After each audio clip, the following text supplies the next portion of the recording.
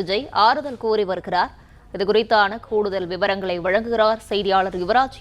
கூடுதல் விவரங்களை வழங்கலாம். வணக்கம்.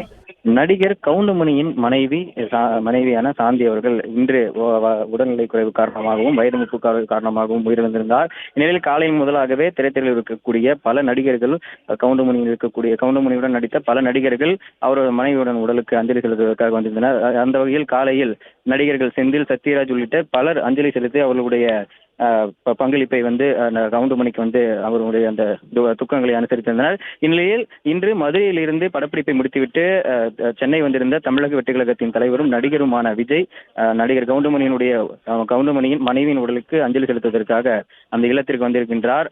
தற்போது அஞ்சலி செலுத்தி வரக்கூடிய அந்த காட்சிகளை நாம் பார்த்துக் கொண்டிருக்கின்றோம். அதே போன்று இந்த அஞ்சலி செலுத்திவிட்டு கவுண்டமணியுடனான தன்னுடைய அந்த துக்க அனுசரிப்பையும் நடிகர் விஜய் அவர்கள் தற்போது அளித்து வருகின்றார். கவுண்டமணியுடன் விஜய் தான் வளர்ந்து வரக்கூடிய காலத்தில் பல்வேறு திரைப்படங்களில் கவுண்டமணியுடன் அவர் பல திரைப்படங்கள் நடத்தியிருக்கின்றார். அந்த வகையில் அந்த நினைவுகளை பயன்படுத்தியும் அதே போன்று இன்று அவருக்கான பல்வேறு நடிகர்களுடைய மறைவிற்கும் அரசியல் தலைவருடைய மறைவிற்கும் விஜய் நேரில் செல்வதை தற்போது வழக்கமாக கொண்டிருக்கின்றார்.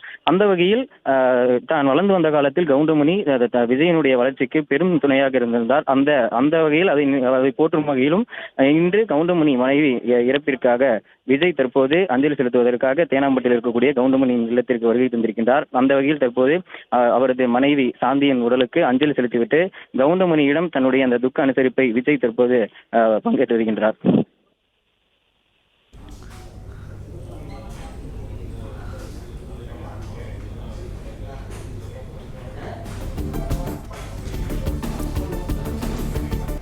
விவரங்களுக்கு நன்றி யுவராஜ்.